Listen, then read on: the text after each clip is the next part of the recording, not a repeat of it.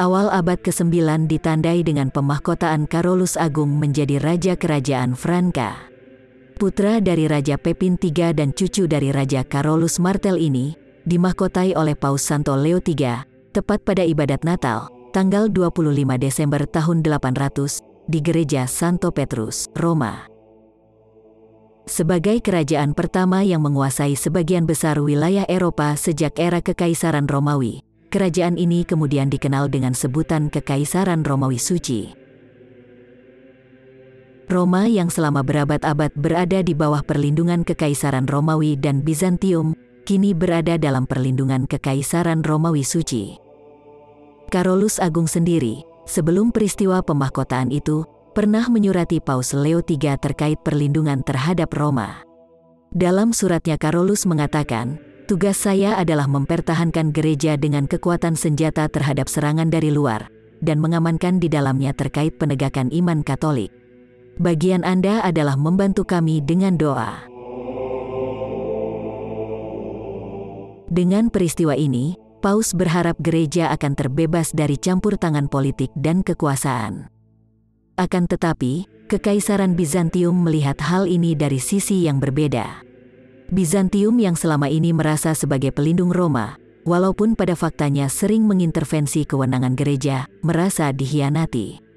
Mereka merasa sebagai pihak yang lebih pantas menyandang nama besar Kekaisaran Romawi, karena cikal bakal Bizantium berasal dari sana. Sebagaimana diketahui, pada abad keempat Kaisar Konstantinus Agung memindahkan pusat kekuasaan Kekaisaran Romawi dari Roma ke Bizantium, yang kemudian diganti namanya menjadi Konstantinopel.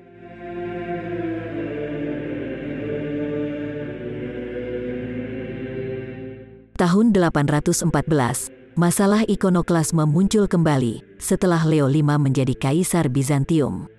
Kaisar terhasut oleh masukan dari bawahannya dan seorang biarawan penganut ikonoklasme. Menurut mereka, melemahnya kekuatan Bizantium di bawah kaisar sebelumnya, Mikhail I, adalah akibat hukuman Allah terhadap pemujaan ikon.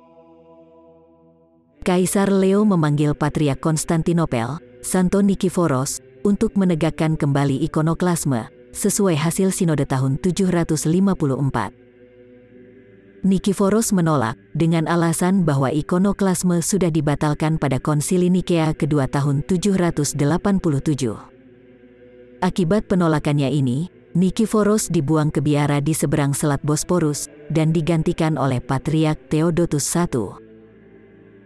Hal pertama yang dilakukan Patriark Theodotus adalah mengadakan sinode untuk mengutuk Konsili Nikea kedua, dan kembali ke sinode tahun 754.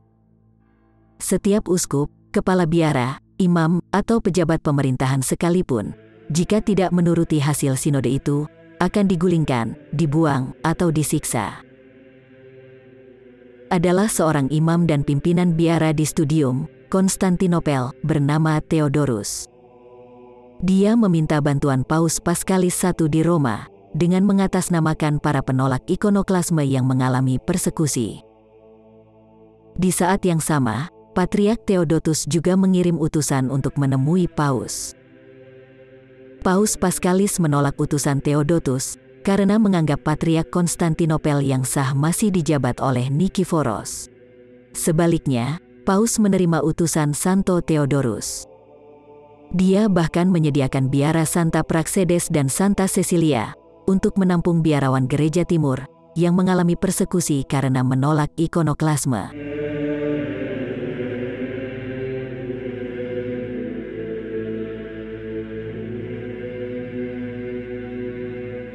Tahun 818, Paus Paskalis mengirim utusan untuk membawa suratnya kepada Kaisar Leo V. Dalam suratnya itu, Paus menolak tuduhan penghormatan ikon sebagai penyembahan berhala. Dia juga menekankan bahwa manusia membutuhkan tanda-tanda yang kelihatan untuk hal-hal yang tidak kelihatan, seperti sakramen, firman Allah, tanda salib, dan lain-lain. Jika sakramen, firman Allah, atau tanda salib bisa diterima, tidak ada alasan untuk tidak menerima penghormatan ikon. Surat Paus itu tidak memberikan pengaruh pada Kaisar Leo. Akan tetapi, sejak saat itu Katolik di Timur menjadi lebih besar kesetiaannya kepada pimpinan di Roma, sebagai tempat perlindungan terakhir dalam menghadapi persekusi. Beberapa kutipan tulisan Santo Theodorus yang terkenal saat menjalani persekusi antara lain: apapun hal baru yang dibawa ke dalam gereja, yang dibawa oleh mereka yang menyimpang dari kebenaran, harus dirujuk kepada Santo Petrus atau penggantinya. Selamatkanlah kami, wahai kepala penggembala gereja di kolong langit ini.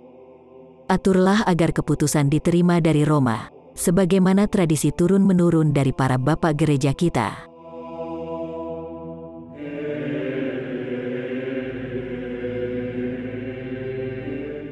Sementara itu, kekristenan yang sebelumnya lebih banyak menyebar di wilayah Mediterania dan Eropa Barat, di abad ke-9 ini mulai merambah Eropa Utara. Tahun 823, Raja Harald Klak yang menguasai wilayah Jutland, sekarang Denmark, dibaptis menjadi Katolik. Para misionaris kemudian melanjutkan misinya lebih ke utara lagi, menuju wilayah yang sekarang menjadi Norwegia dan Swedia. Tahun 829, Santo Ansgarius masuk ke Birka, wilayah dekat ibu kota Swedia sekarang, Stockholm. Dia banyak membawa masyarakat pagan di situ menjadi pengikut Kristus, serta mendirikan sekolah-sekolah. Setelah 3,5 tahun di Swedia, dia ditugaskan oleh Paus Gregorius IV untuk menjadi Uskup Agung Hamburg, sekarang Jerman. Paus juga menugaskannya untuk mengawasi perkembangan misi gereja di wilayah Skandinavia.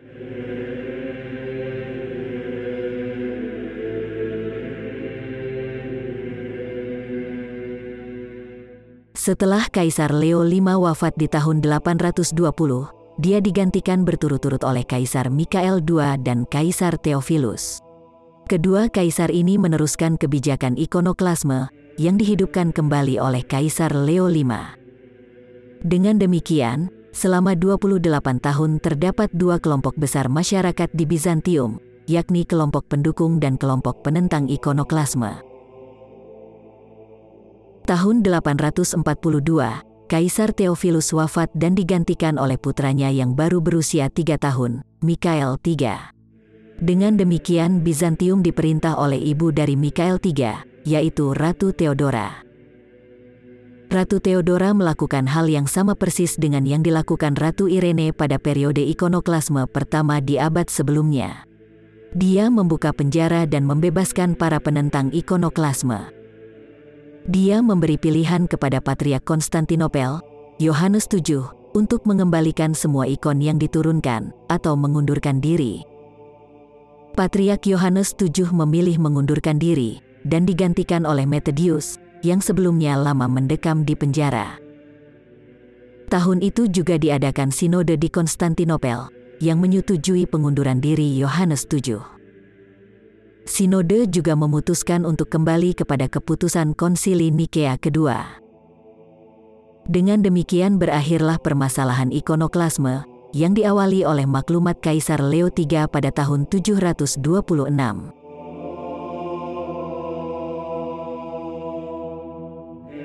Jika awal abad ke-9 Santo Ansgarius mewartakan Injil ke wilayah Eropa Utara dan Skandinavia, di pertengahan abad giliran imam-imam Konstantinopel mewartakan Injil ke wilayah Slavia. Adalah kakak beradik Cyrillus dan Methodius dari Tesalonika, yang diutus ke wilayah Moravia, sekarang sekitar Ceko dan Slovakia. Dalam persiapannya, Cyrillus dan Methodius menerjemahkan Injil dan liturgi gereja dari bahasa Yunani ke bahasa Slavonik atau Slavia. Keduanya menciptakan alfabet baru yang merupakan turunan alfabet Yunani. Alfabet yang dikenal sebagai alfabet Sirilik ini, sekarang banyak digunakan oleh negara-negara Eropa Timur dan pecahan Uni Soviet, termasuk Rusia. Misi pewartaan Injil oleh Cyrillus dan Methodius ke wilayah Moravia berhasil baik. Atas keberhasilan itu, keduanya dipanggil ke Roma untuk bertemu Paus Santo Nikolaus I. Namun, sebelum keduanya tiba di Roma, Paus Nikolaus keburu wafat. Penggantinya, Paus Adrianus II, tetap menyambut dan menerima mereka dengan baik. Setelah yakin dengan keimanan mereka, memuji keberhasilan misionaris mereka, dan menyetujui liturgi Slavia yang mereka susun, Paus menahbiskan Cyrillus dan Methodius menjadi uskup.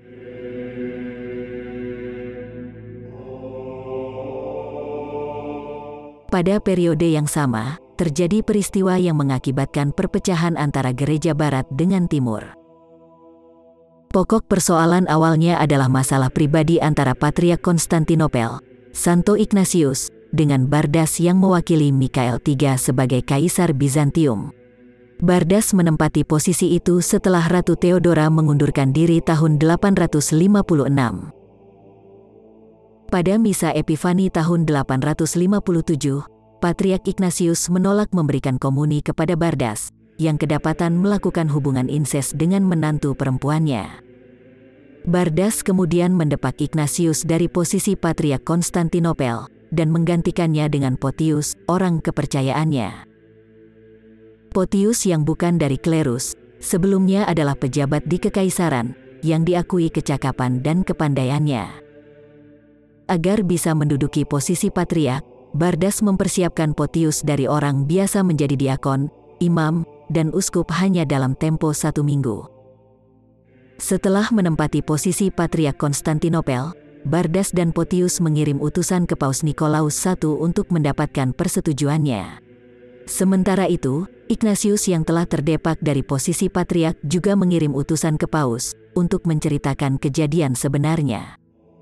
Paus menerima utusan Ignatius dan menolak utusan Bardas dan Photius. Namun demikian, untuk mencari fakta yang sebenarnya terkait perebutan posisi Patriark tersebut, Paus mengirim 2 utusannya ke Konstantinopel. Sayangnya kedua utusan tersebut menerima suap yang cukup besar di Konstantinopel, sehingga laporannya kepada Paus menjadi bias. Setelah mengirim utusan berikutnya, yaitu sekretarisnya sendiri, Paus baru mendapatkan fakta yang sebenarnya. Paus kemudian menulis surat kepada Kaisar Mikhael III dan Photius, dan menyatakan Ignatius harus dikembalikan pada posisinya sebagai Patriark Konstantinopel. Paus juga menulis surat kepada Patriark Antioquia, Alexandria, dan Yerusalem, agar mereka tidak mengakui Photius sebagai Patriark Konstantinopel. Melalui sinode tahun 863 di Lateran, Paus akhirnya mengekskomunikasi Photius, kedua utusan Paus yang menerima suap, serta mengukuhkan Ignatius sebagai Patriark Konstantinopel.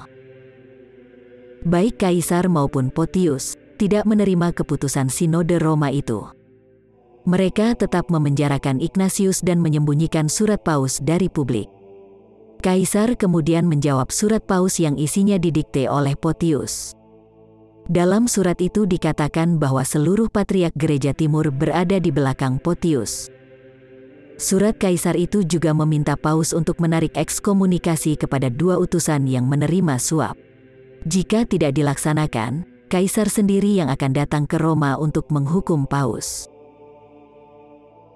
Tahun 867, Photius melangkah lebih jauh lagi dengan mengekskomunikasi Paus dan seluruh Gereja Barat. Dalam suratnya kepada seluruh Patriark Gereja Timur, dia menyampaikan 5 alasan atas langkahnya itu. Pertama, Gereja Barat melakukan puasa pada hari Sabtu. Kedua, Gereja Barat tidak memulai masa Prapaskah 3 hari sebelum hari Rabu Abu. Ketiga, Gereja Barat tidak membolehkan imam menikah. Keempat, Gereja Barat tidak membolehkan imam memberikan sakramen penguatan. Kelima, Gereja Barat menambahkan kata dan putra atau filioque dalam Credo Nikea.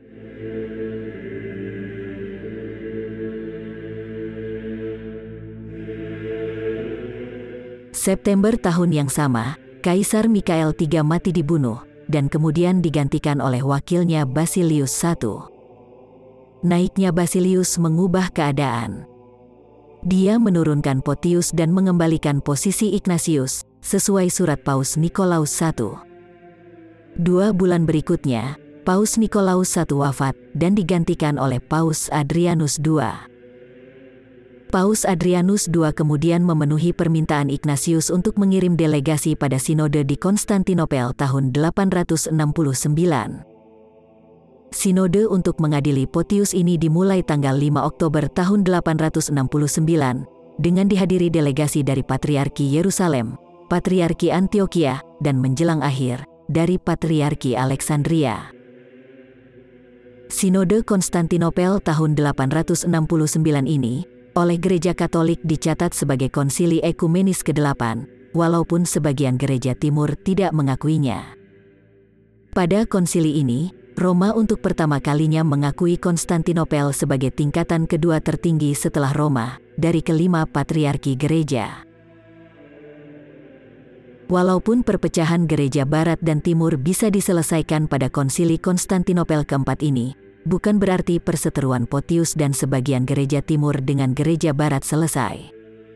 Setelah Ignatius wafat di tahun 877, Photius kembali diangkat menjadi Patriark Konstantinopel.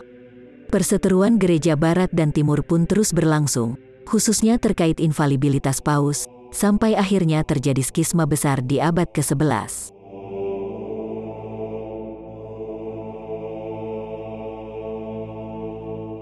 Sementara itu, menjelang akhir abad ke-9 terjadi kemelut dan peristiwa yang memilukan di kepausan. Saat itu Kekaisaran Romawi Suci mulai melemah karena terpecah-pecah. Muncullah penguasa-penguasa baru yang memanfaatkan tahta kepausan untuk kepentingan politik mereka. Dalam situasi kekacauan politik seperti itulah, Paus Formosus terpilih menggantikan Paus Stefanus V. Mengingat sebagian besar kerajaan di Eropa sudah menjadi pengikut Kristus, setiap penguasa baru selalu ingin mendapatkan legitimasi politik dari uskup setempat maupun Paus di Roma. Paus Formosus mau tidak mau harus bisa menempatkan posisinya dengan baik dari pengaruh berbagai kerajaan yang silih berganti berkuasa. Akan tetapi, keputusan-keputusan yang dia buat saat masih menjadi uskup, menjadi bumerang saat dia menjadi Paus. Berbagai tuduhan buruk diarahkan kepadanya, sampai akhirnya dia wafat tahun 896. Bahkan setelah dia wafat, masih saja ada penguasa yang ingin melampiaskan dendam kepadanya. Paus Formosus digantikan oleh Paus Bonifacius VI, yang hanya menjadi Paus selama 15 hari. Diduga kuat, Paus Bonifacius dibunuh untuk memuluskan langkah Stefanus VI menjadi Paus, yang didukung penguasa Spoleto. Setelah menjadi Paus, Stefanus VI menuruti permintaan Kaisar Lambert II dari Spoleto untuk menggali kubur Paus Formosus dan mengeluarkan jasadnya untuk diadili. Jenazah itu kemudian dikenakan pakaian Paus, didudukkan pada kursi kepausan, lalu diadili pada Sinode tahun 897. Paus Formosus dinyatakan bersalah karena tetap melakukan tugas kewenangan seorang uskup saat sedang menjalani hukuman deposisi. Dia juga dinyatakan bersalah karena masih berstatus sebagai uskup di keuskupan saat terpilih menjadi Paus. Setelah jasadnya selesai diadili, jubah kepausannya dilucuti, 3 jari tangan kanan yang digunakan untuk memberkati dipotong, dan jenazahnya dibuang ke Sungai Tiber.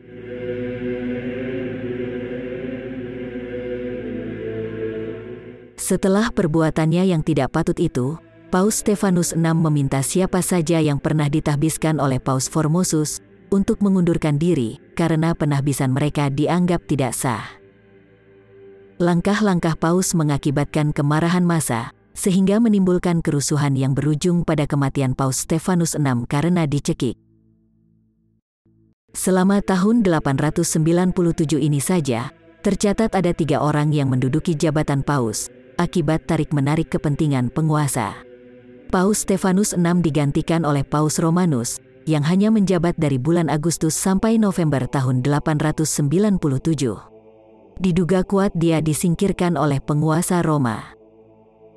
Paus Romanus kemudian digantikan oleh Paus Theodorus II, yang menjabat lebih singkat lagi, yakni hanya 15 hari selama bulan Desember tahun 897. Walaupun singkat, ada 2 keputusan penting yang dibuat Paus Theodorus II, yakni mengabsahkan kembali semua tahbisan yang dilakukan oleh Paus Formosus, serta memakamkan kembali Paus Formosus secara layak di Gereja Santo Petrus Roma.